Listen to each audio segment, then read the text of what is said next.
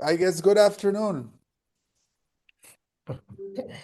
No, it's okay. So I am very glad to see you again. It's been a long time now. Yeah. So are you in Chicago or India? Yeah, I'm in Chicago. Beautiful, beautiful. Well, namaste. So glad to that we can meet Yeah. again. And Me too. Very glad to hear your voice. thank you, thank you. So can you bring us up to speed on what you have been doing lately, possibly in the world of literature or bringing light to the world? Yes, as your program is key to the truth, I'm also trying to bring out the truth of the Shastras. Recently, I have worked on Vivek Chudamani of Shankaracharya, and I'm also working on Atharva Ved of Paipallad recension. This is one of the books that has not been translated so far, and we don't find any translations or commentaries of it either in Sanskrit, Hindi, or English. So, working on it. Shankaracharya was certainly a very big persona, right? That he, can you tell us a little bit about the story there? You know, how he brought back the ancient truths that were being lost? Yeah, he was a very high profile scholar and a yogi. And during that time, Buddhism was quite, dominant in this country. And dominance of Buddhism also was caused by the predominance of ritual system. People, instead of understanding the meanings of the Vedas, they occupied themselves in ritualism of the Vedas, which is symbolic, but that's not the final thing. So that's due to that reason, this Vedic system was going down, and people were not ready to accept it. So Shankara, he just came forward and he pointed out that this ritualism is not everything; it is one of the aspects, because Vedic system can be divided into four aspects. One is known as jnana, Mhm. the knowledge of Brahman, knowledge of creation, and guidance to live the life. And another one is known as Upasana. Upasana Kanda, we call it. Upasana means meditation, sitting close to Brahman. So then Upasana, and third one is Karma, Karma Kanda. So generally people accepted and they misinterpreted Karma Kanda as a rituals, Sroth rituals, smart rituals, doing some type of yajnas, Shrot yajnas, without knowing the meaning behind them. But the Karma Kanda also means, because a human being is supposed to do some actions. Now, without karma, nobody can live. Doing without any karma, nobody can sit idle.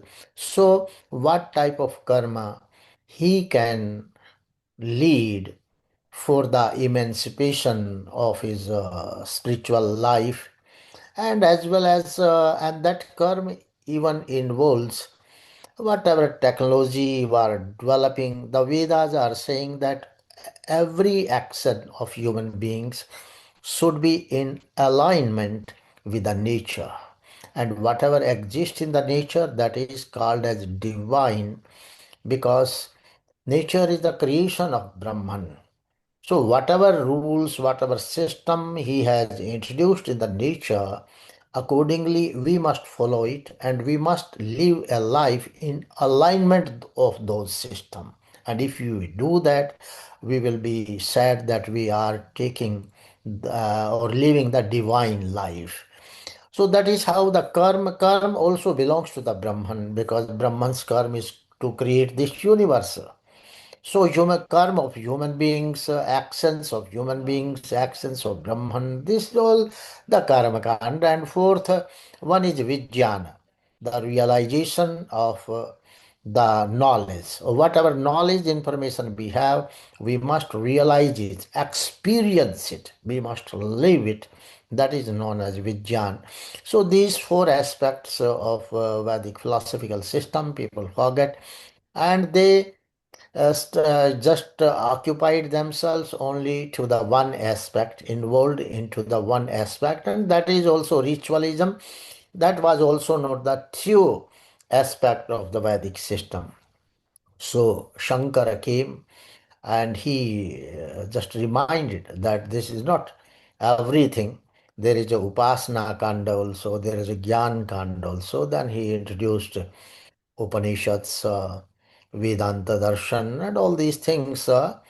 He just tried to rejuvenate the Indian society from what has been, forgotten, and what was discarded by people. So he has a prominent place. He was a great yogi, and he was a high profile yogi. His level was very high. So he always used to think at the paramarthic level, paramartha, because artha, purushartha. Purushartha is known as the objective of human life. In Vedic system, the objective of human life has also been defined.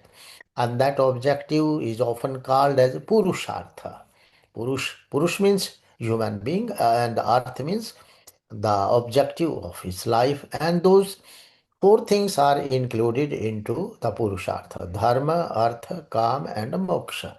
So the three varga. One complete is known as Chatur varga, and one three Dharma, Artha, and Kam, they are known as three varga. So three varga is Vyavharartha. Vyavhar means for practical life, and the fourth one, moksha, is the paramartha, that supreme goal of the life. So he was at the level, he used to live at the level of paramartha. So his philosophy is known as Advaita. Advaita is in relation to Brahman. Brahman is Advaita. Means in this world there's no parallel or second Brahman, only one Brahman is there. That is a sort of monotheistic view. And this is how he reintroduced, rejuvenated this dying Vedic system. And he became the cause of, you know, ouster of Buddhism from India. And Buddhism then started spreading to the Asian countries, but it was almost eradicated from Indian system. He did so many Shastrartha also. Shankara, Shastrartha with the Mandan Mishra. His Shastrarth with Mandan Mishra is very famous. Mandan Mishra was a great Vedic scholar and who believed in rituals. So that famous Shastrarth, everybody knows that's very famous. Then he defeated Mandan Mishra in a Shastrarth. And similarly, he defeated Buddhas also in Shastrarth. What they are saying, they were not the believer of, they didn't believe in the existence of one power, supreme power, or a Ishvara or a Brahman. Then Shankara told that everything is Brahman. He is the efficient cause of the universe. Nothing can be moved without absence of Brahman. It is because of the Brahman that all actions, all motions, all reactions are possible, whether in a spiritual world or in material world. So he has a prominent place. Wow, that is amazing. And yeah, there's so much to unpack here. And some of the texts mention that this character now, moving to a similar subject and tangential subject. They mention a character. I'm sure you're familiar with Shukracharya, Shukrasura. You know, the guru of the asuras, and I've heard. I don't recall exactly from which text. He is mentioned in Yoga Vasishta, but he's mentioned in other texts too, because he's also the guru of what was that demon's name? Hiranyakashipu. Yeah, Hiranyakashipu. He was His with son was Prahlad, Prahlad, exactly, very and famous, yeah, devotee with of Holly. Brahman.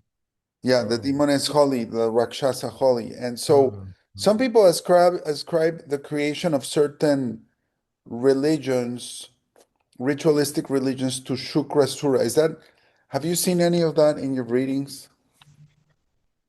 You know, in fact, the whole world geographically in Vedic period was divided into four parts, we can say.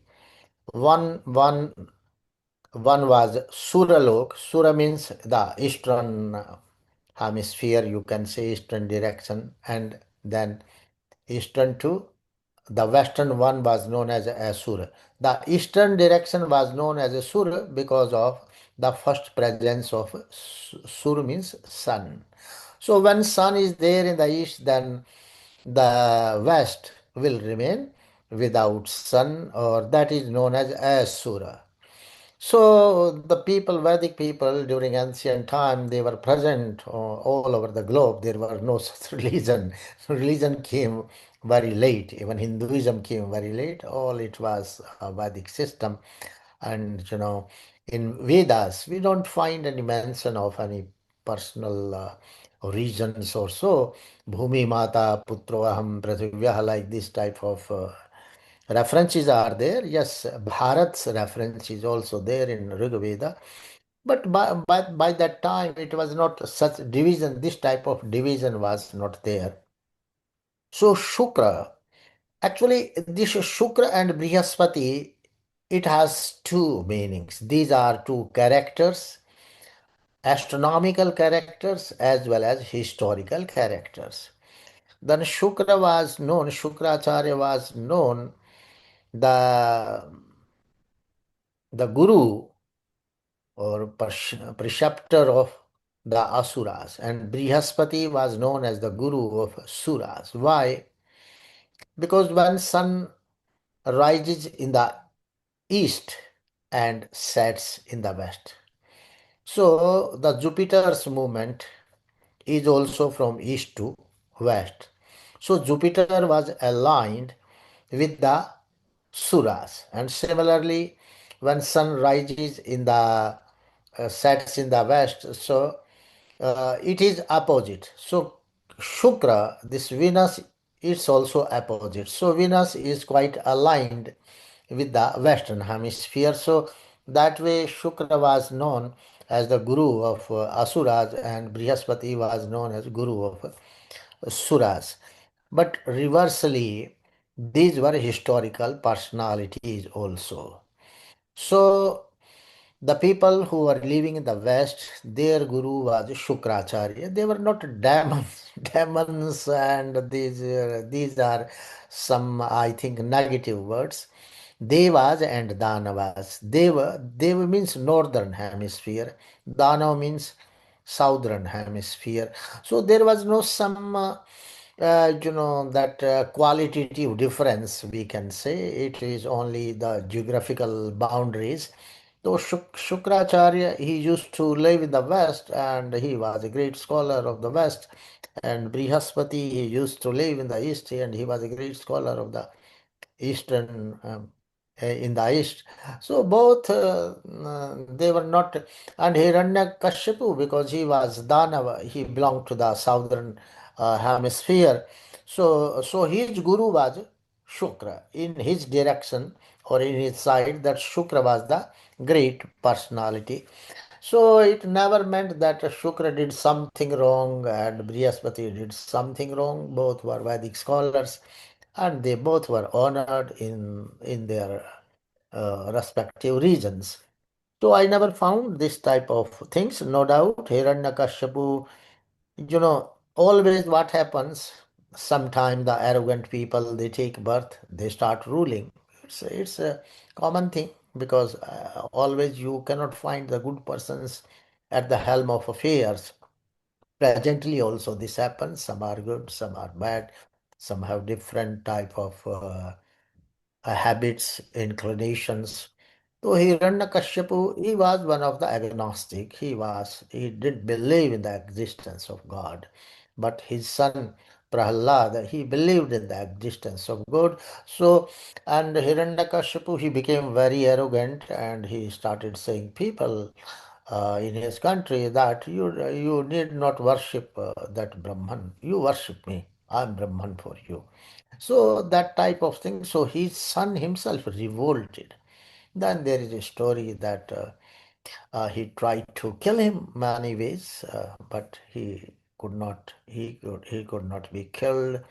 Then his sister Holika. Because of that, this people say that this Holi festival is celebrated, but it's not because of that. Holika tried to burn him in the fires. He took him in her lap and she had some clothes which could not burn her. But what happened accidentally, she covered that child with a cloth and she got burnt and he was alive. So these type of stories are there. But the message is that only the spiritualism, only the people who are astic, who believe in the existence of Brahman, they were finally going to win because the truth is winnable. Truth will have to survive sometime if the untruth prevails, but the truth will rule the roost. Wow, that is very beautiful. That is very beautiful, Professor. And so, how do you see the world today? It looks very much like Kali Yuga everywhere. You see, you can't even turn on the news because you will You get. cannot say Kali Yuga. In Mahabharata also, so much people they got perished, and that was not the Kali Yuga, that was the end of Dwapara. So this continues. You cannot judge all these things by certain names. Whenever what happens, that natural balance has to be there. Natural balance has to be there. When people start, doing more adharma, then they will have to be perished. So this is balancing act, and sometime it is in the people themselves, they are responsible for it. Sometime the nature is responsible for it. So it's all happening now. Everybody on the earth, so many technological development is there, so much of scientific development is there. People can live happily, but this is the human nature. He cannot sit happily if, and sometimes you cannot see happy others also. So these common human instincts, they are always prevalent. And what happened with Hiranyakashipu, with Ravana in Treta Yuga, in Dwapara, so these are the same things.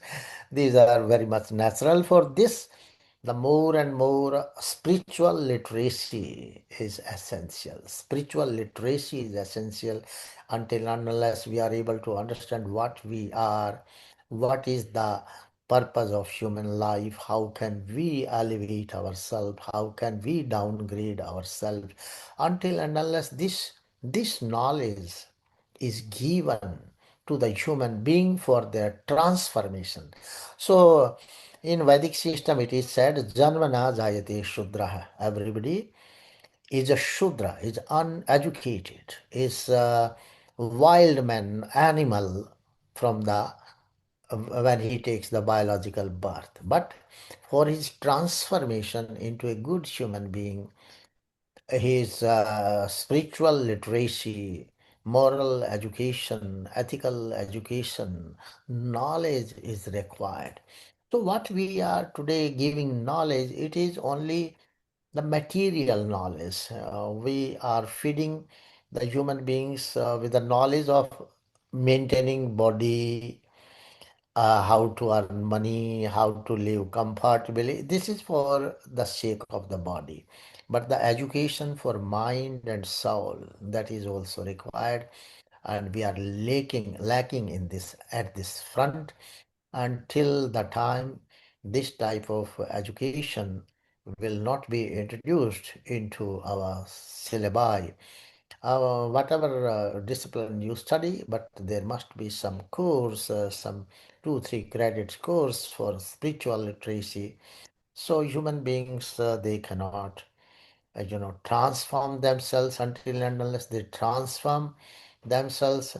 These type of things will continue, and it is not this period also. Earlier also, somebody they used to transform themselves, somebody they didn't transform themselves. So there were classes between establishing dharma. Dharma means moral order, ethical order, and a spiritual order in the universe.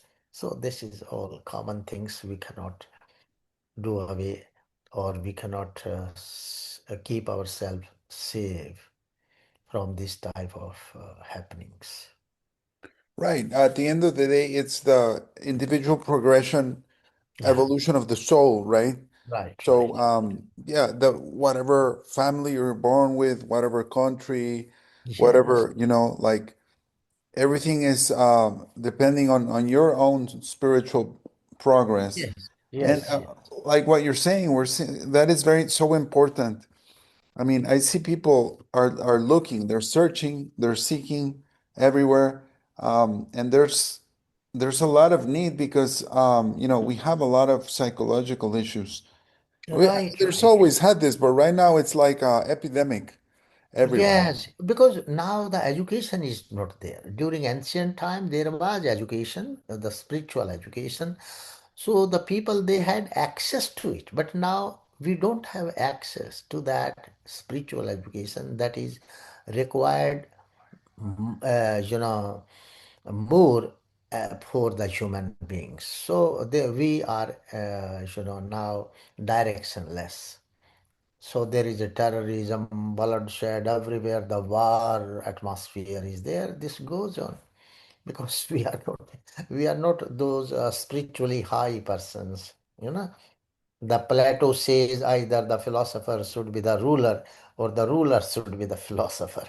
Why he said?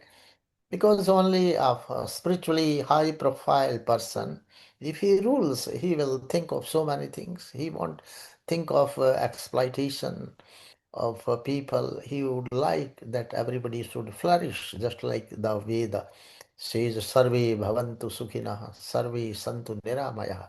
These words will come out from the mouth of a spiritually high profile human being, not a low profile being. Because a low profile being, he will confine himself to his selfish interest. He will confine himself to himself or at the maximum to his family. Sometimes we don't care for the family also, but if you are a generous, high profile, a transformed human being, then you will think globally, not individually or for your own society or the nation. So there is a difference of attitude. Your attitude has to be changed but that can be changed through spiritual education. Wow, that is amazing. Because So, individual from individuality to universality, only the spiritual education will work, no other thing will work. spiritual education, and indeed that is a great deed that you're performing in this world, Professor. So, Yeah. um, you're still you're promoting the books on Amazon, correct? Yes, yes, yes. And And we have launched certain courses also, so that the people they may understand, they may attend those courses, so that the basic The food for soul and mind we are providing through our literature and through our courses. Okay, that's beautiful. So you're providing the courses on your website, is that correct? Website, and it's free. Anybody can,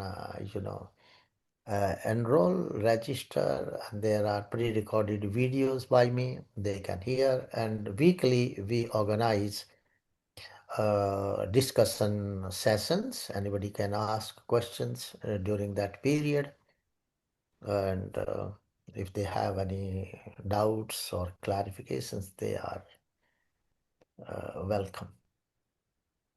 Wow, that is so interesting. And I mean, it begs the question again of why people spend so much money on luxury goods, on material things, and but for their peace of mind or spirituality, I mean, we sometimes we just don't understand how important it is, right? And so how does a soul that is lost even begin to see how lost it is? Yeah, you are right. Whatever comfort we want to buy, we want to give, those comforts are only for the body. But a human being is not the body alone. There is a mind, there is a soul. We shall have to think about it. Suppose we are going to give the food to the body, body will be healthy, but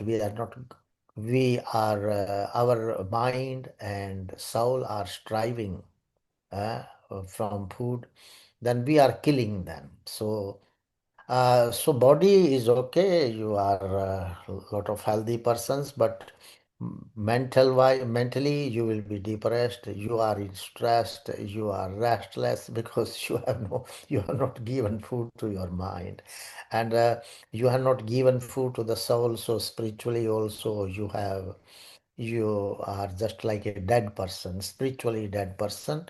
And in Ishavasya Upanishad, a very beautiful mantra is there. Asuryanam te loka andhena tamasavrita tanste pretya vigatsanti yeke cha atmahano janaha. He says, the people who are killing their souls, means who are not giving food to their souls, the spiritual knowledge. What is the food of soul? Manusmriti, Manu says, Adhirgatrani Shuddhanti. Through taking bath or through waters, you can purify your body. Manah Satyena Shuddhati. By speaking truth and adhering to the truth, you can purify your mind. But Vidya tapobhyam bhutatma, by knowledge and tapaha, yoga, pranayama, dharana, dhyan, samadhi, your soul gets purified. So if we are not going to giving food to the soul, then it means we are killing ourselves. That is Atmahatya. Generally, the Atmahatya is translated as suicide. But here the suicide means killing of the body, not killing. But we want to keep the body safe, but we are killing the body. So we are all doing Atmahatya. And what the Upanishad says, if we are doing Atmahatya, Asuryanam te loka andhena tamasavrita. Then in the next life, the people who are doing Atmahatya, they will attain the regions of Asuri regions, Asuri species. Sura species means the species that is endowed with knowledge. The human species is known as a Sura species because there is a Viveka.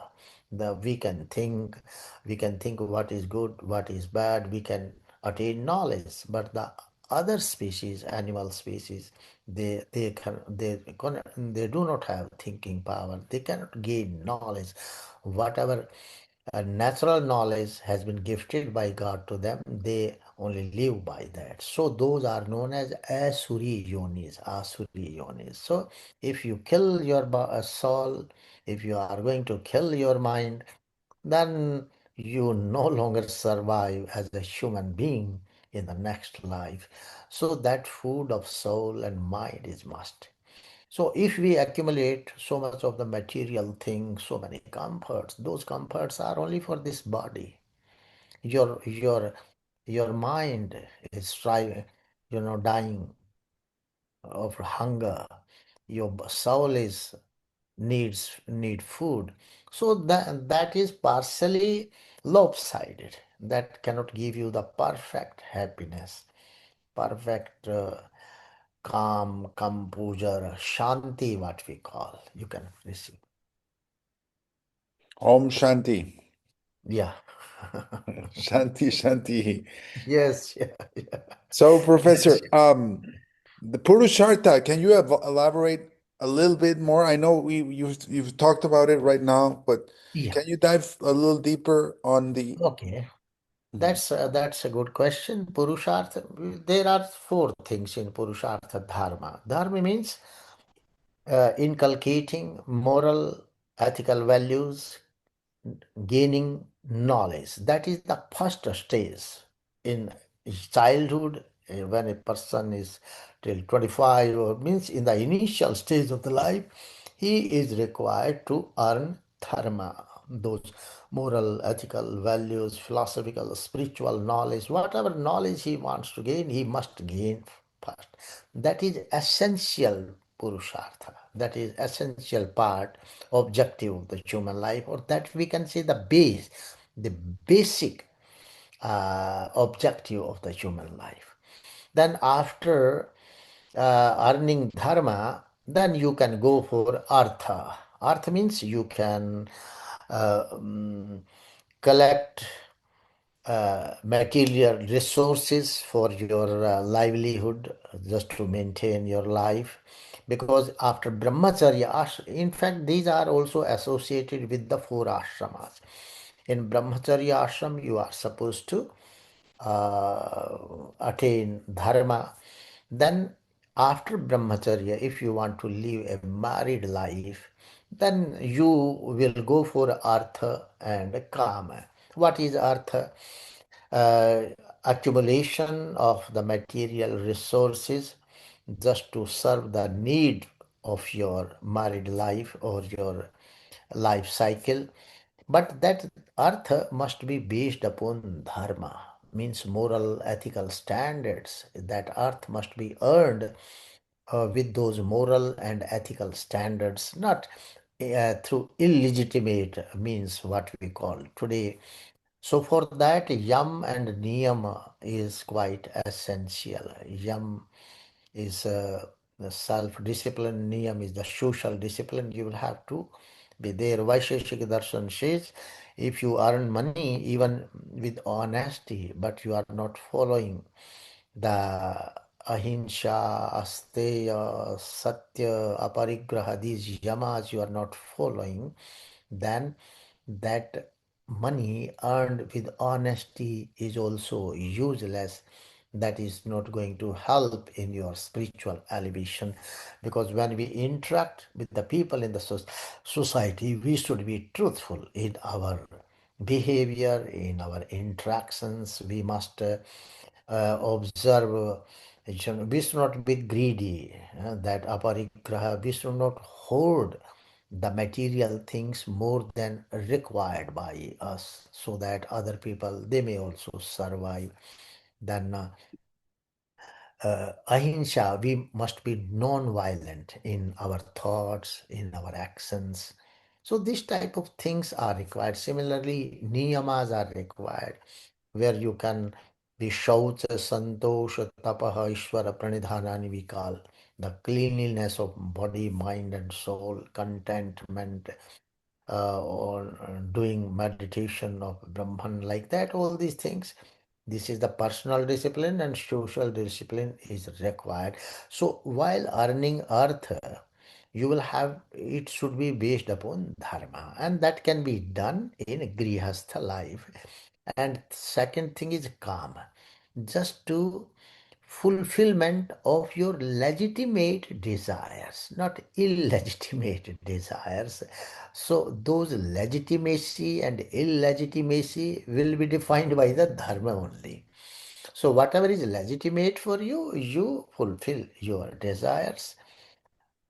whether they are sensory desires or any other desires, whatever is illegitimate, whatever is not in consonance with dharma, you cannot earn it. And this dharma and artha you can earn as a grihastha married life. And Vedas says that this married life is the foundation.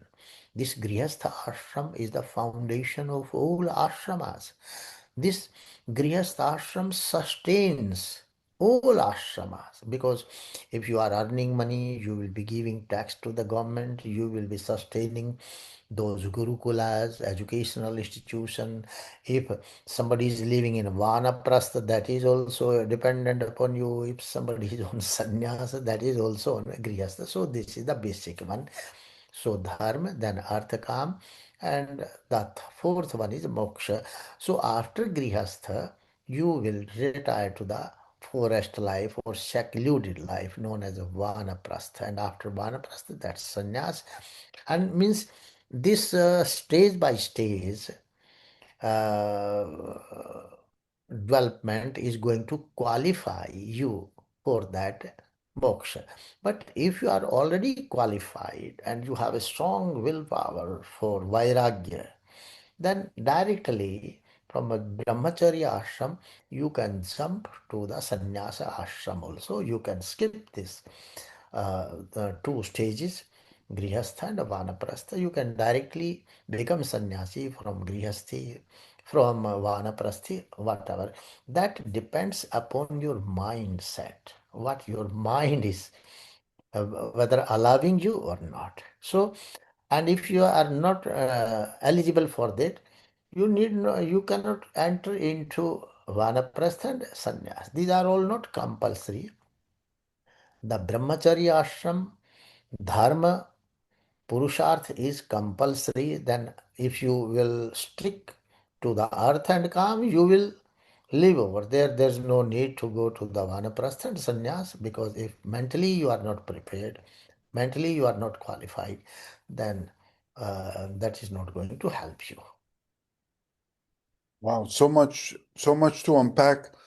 So, for example, how do we balance you said, the anti-ritual versus, for example, the people that have the puja in their homes, and so maybe we don't want to call it a ritual, or maybe we do. Like anything can be a ritual. Waking up and brushing your teeth, or some people read the news. Well, maybe in old times, not anymore.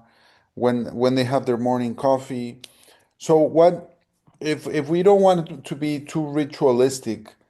What kinds of prescribed daily spiritual activities do the Smritis or the Shastras prescribe or recommend? Yes, it's a very good question. Uh, our works, actions, human actions have been divided into four types. One is nitya karmas, regular duties you are to perform. Those actions you will have to perform daily, just like taking tea, taking food, cleaning teeth, and taking bath. This is all nitya karmas. You are supposed to perform them. This is not called as a ritual. And doing puja, whatever way you have, you do that puja. That is also nitya karmas in Bhagavad Gita. But Krishna says, yajna, dan, tapah, karma, na tyajam. Helping others. The yajna means doing good activities, or pancha mahayajnas. Pancha mahayajna include the study of Shastras, means those books which help you in your upliftment, spiritual upliftment. So, 10 minutes, 20 minutes, 30 minutes, 1 hour, you must devote your time. Then Deva Yajna, doing any sort of puja or Agnihotra, whatever you want to do. Then Pitri Yajna, taking care of elderly persons in your houses, society. That is also the among the regular duties, and among Panch Mahayajnas. They are known as great yajnas, means they must be performed. Then Third one is if some scholars come or some sannyasi come to your house, you host him, you welcome him. And fourth one, if some creatures are living around you, just like dog, cats, or whatever, you have sympathy for them. You also give some food to eat from the food that you have. So these type of things, these are the daily or nitya karmas. So these are not the rituals. Then the another type of karma is kamya karmas. If we want to do certain things just to fulfill our desire, just like we are doing business for making money, we are doing some job for making money. These are the karma karmas because we want to fulfill our desires. So that is also not a ritual. Then some are naimittik karmas. Naimittik means out of due to some reason. We are just like you are celebrating your birthday. So that naimittik is comes in the category of ritual type. We are doing those celebrations. These are the ritual types. So avoid more ritualism, be more practical. That's only the meaning to say. And fourth type of is prohibited karma. What the Shastra has prohibited you not to do that. You are not supposed to do that. And what we say as a ritualism, just like there are Shrota yagas. Panchamahayaja, it's a nitya. You will have to do Shrota yagas. If you perform them, so they symbolize some meaning. If without knowing that meaning, you are doing them for the sake of doing, and you are thinking, if I'll do this Soma Yaga, if I'll do this Vajpayee Yaga, if I'll do this Yaga or that Yaga, I will attain that or this. This is all foolishness and ritualism. So we are also doing some sanskara, just like Vivaha sanskara. Sometime we do 16 sanskaras are there, Garbhadhan, going to the school. That is also essential part. That is also not the, that is ritual, but associated with the life of the human being, that is essential ritual. So what we say as a ritual, that is the Shrota Yaga part of the thing, which symbolize some meaning, but we are doing that as if we will attain certain things. So whatever is associated with your life, that is essential, that is not a ritual. You can do that. Beautiful. Yeah, well, even the root for the word ritual in English comes from the Sanskrit rita, no? Right, right. Which is to mean what does rita mean, Professor? It means right. Wow, RIGST, right. beautiful. So how do we balance this, for example, this apparent dvanda or duality between karma and kripa and diksha? Like the karma versus grace debate. You know, first of all, we must understand if we have some diksha or we are doing some puja or some meditation, they are going to help us in transforming our life. If we think that I have committed this wrong, and if I'll do puja of the Brahman, if I'll do upasana or his stuti or any worship, my sin will be absolved. This is not there. In Vedic system, whatever you have committed, you will face the music of that. You will get the reward of the karma you have done. But whatever spiritual things you are performing, they are going to help you in future not to indulge into negative activities. So this is all purification of your mind and soul, and for future life or for future you are not going to be in that bad type of system. So that is going to help us. So just to maintain a spiritual system of the body. What is needed daily? You must read certain books that are going to help, that are going to promote your spirituality, that will help you in your awareness of the spiritual life. You devote some time in puja, or you take diksha. Because what is diksha? In Apastamba Shot Sutra, a very beautiful word has been said. He says, Katham dikshitam bhavati, andritat satyam upaiti, atha dikshitam bhavati. The student is asking, how can a person becomes a dikshita after getting diksha?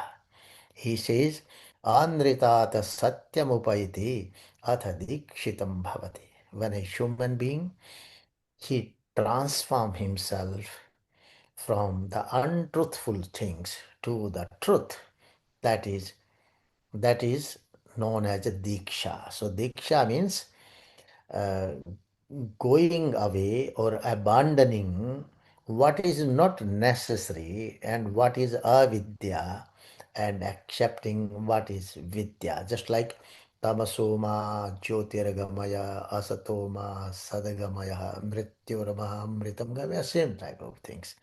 From anrita, what is known existence, thinking that as the final. What is anrita, what is avidya? This body is perishable, and if we think that this body is soul, this concept is avidya. So he is saying, from avidya transfer to vidya, that is diksha. So diksha is essential. A person should try to be dikshita. If you have got a diksha, then if you have taken a sankalpa, we call it sankalpa, vow. If we have taken a vow for certain things, sankalpa means we have made, determined in our mind that we are going to follow this path. So that is why the sankalpa used to be taken. If we have taken the sankalpa for a diksha, then we should become dikshita. So whatever is not exactly existing, we should abandon it and we should accept what is exact meaning or the key of truth. Your theme is quite alignment with the Diksha. Wow, wow. Man, that is a lot to study, and I invite the listeners to, you can always rewatch or re-listen to what the professor here is teaching, for because there's a lot to unpack there, and he's kind of concentrating it in a few lines, but this is knowledge that is eternal and applies to a lot of areas of your life. What is your take there, Professor, on for example, kirtan, bhajans, Yeah, dancing, things like this? these kirtan, bhajan, they are just for the peace of your mind. Means they through these things, your mind is withdrawn from this material world, and they try to switch you to those spiritual world. But this is not the ultimate thing. These are only the helpers. But what is ultimate? If you are able to meditate, in meditation, if you start realizing that this soul, you are different from this body. You are not this body. This body is just an instrument for your help to achieve, to elevate yourself to the higher spiritual level. So those are some mediums, but that is not the permanent aim of your life. If you will permanently stick to that point, it means you have made no progress. So that bhajan, kirtan, it is all the same. What I was calling stuti, upasana, prarthana. If we do the bhajan, so through bhajan we are going to remember the powers of the Brahman. We are going to remember his attributes. So what will happen? You will also try to imitate, to copy that Brahman, because your ideal now is the Brahman. Suppose your ideal is some filmy hero, then you will try to follow him.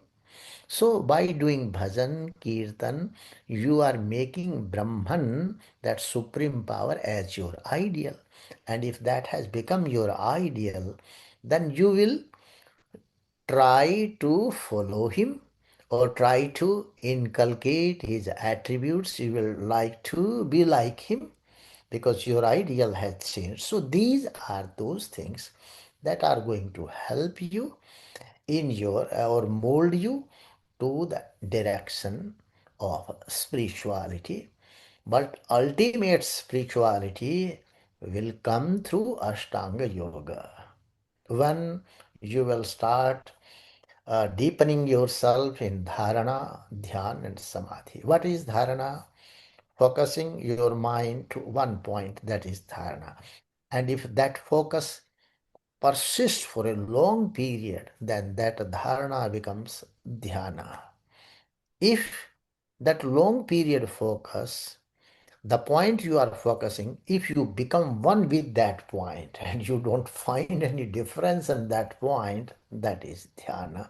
That is the ultimate uh, uh, help or the instrument for your spiritual upliftment. So these are essential part. Through these, just like the good company, company of the good persons, that is also required, because they will always keep talking. Oh, I have done this. How I could do dhyana and what was my spiritual achievement. So this will help you to distract your mind from unnecessary material things to that real aspect of the life. So these are all essentials. Why we do Swadhyaya? Because if you will study a book, that will also withdraw your attention to that direction. If you have good company, they will also help. Means you must create a spiritual atmosphere for yourself if you want to tread on the path of spirituality. So all these things, they are creating a spiritual atmosphere around you, and that is essential. If you don't have a spiritual atmosphere, you can't be a spiritual person. Wow. Wow, very profound, Professor. Thank you so much for these words. Now, how does one realize that one does not know that, like, I think that's a very, very hard first step for most of us to realize what think I know is avidya. It's not real knowledge. It's not truthful knowledge. It's incorrect knowledge. And I think but the problem is the fool always thinks himself a wise man, right? Right? Yes. So how do we get around this conundrum? That's essential. You know, in Upanishad, a very beautiful sentence is there. He says, a person, there are two types of person. At one type of person, he is thinking himself that he knows everything. On the other hand, there is a person who says, no, I do not know anything. So the Upanishad says that person is best. He has understood, he knows at least that he knows nothing. But a person who thinks that I know everything is a fool, because nobody can know everything. So thinking yourself wise is also a hurdle on your spiritual upliftment, because you are thinking that yes, whatever was to be attained, I have attained and I know everything. So that is some error on their part, and that is always an obstacle on your progress. Wow, amazing, amazing. So stepping into a slightly different subject here, Hmm. while we go on the last leg of this conversation is, I'm interested to know your takes on Vasishta's comparing life as a dream. What is your idea there? Do other Shastra also mention this comparison between life and dreaming? You know, why life is known as a dream, just like in dream you have seen certain things. But after you are awake, they are non-existent. So the dream is a short period, but this life is a long period dream. Whatever you have done in this life, it is not going to accompany you or going to survive. So it is going to be left here alone. And when the life will end, then whatever you have achieved, that will end here itself. So what will go along with you? Whatever sanskaras, good sanskaras or spiritual sanskaras you have made, accumulated, they will accompany you. So that is why this life has been equated with the dream. Just like the things in the dream are not real, they are not going to exist always. Similarly, this life is just like a bubble. It is something may exist for a second, something may exist for 100 years. So the time makes no difference. A long period bubble or a short period bubble. In fact, it's a bubble, so it's no separate than the dream. So today, what we are thinking, what we are aspiring, whether it is going to help us in our death? Can we survive? No, nothing. So it's just all whimsical things, and we keep on cherishing, enjoying. Oh, I have done it, that. That is why the real way of life is to be tatastha, indifferent to happiness, to sorrow, to pain, because neither this happiness is going to persist eternally with you, nor that pain is going to be with you eternally until and unless you realize yourself as a human being. In this human body, nothing is permanent. So, as dream is not permanent, as similar, the life is also not permanent. So, that way the simile is there. It's not that when we do similes, give similes, it means some characters of that particular thing, they are associated with that person. Just like I call, oh, he's a lion. If I call some person, man, oh, he's a lion, it never means that he's a lion, he's a tiger. But some characteristics of the tiger, they exist, bravery, fearlessness, they exist with him. So we call him that. So these similes are given on the equations of on certain equations when certain qualities are equal to that thing. So we give similes. Beautiful, beautiful, Professor.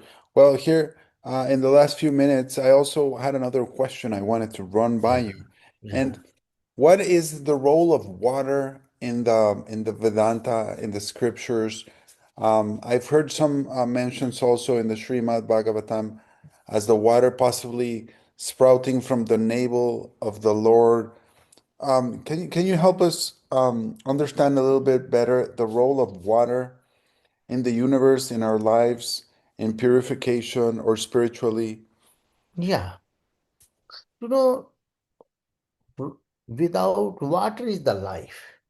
Pavitram va apaha.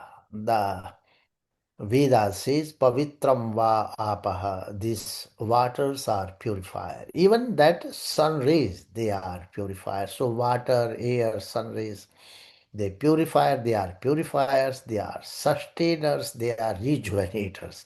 So they have a big role. And suppose if you sit in meditation, do some puja, we are required to do.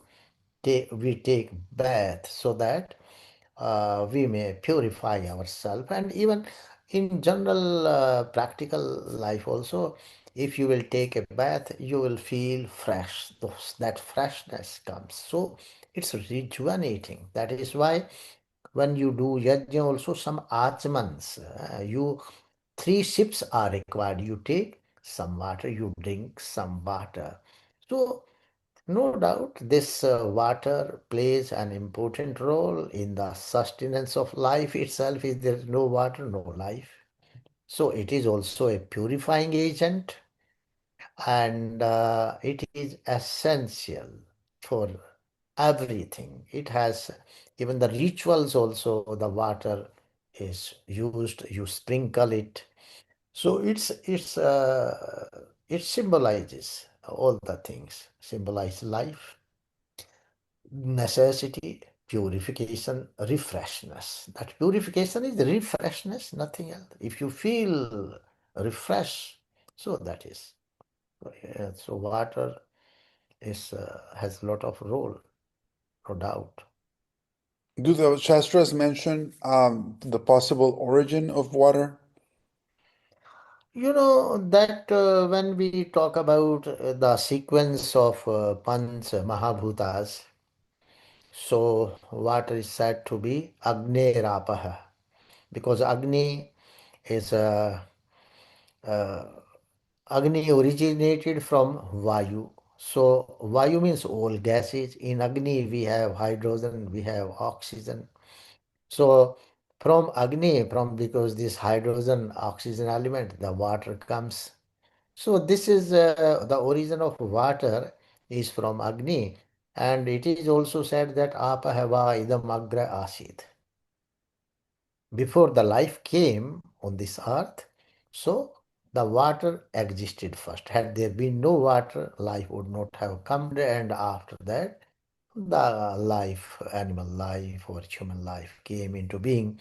So Divaha, Dyuloka, Divaha Apaha, Divaha Parvatada Abhabhuva, this type of indications are there because water on the earth came from the space. Not it's not originally planetary system. It came from the space because this space is also known as Samudra in Vedic Yeah, it's like an eternal ocean, correct? eternal ocean because either water, if water is not there on the earth, then it will have to be in the atmosphere, the space.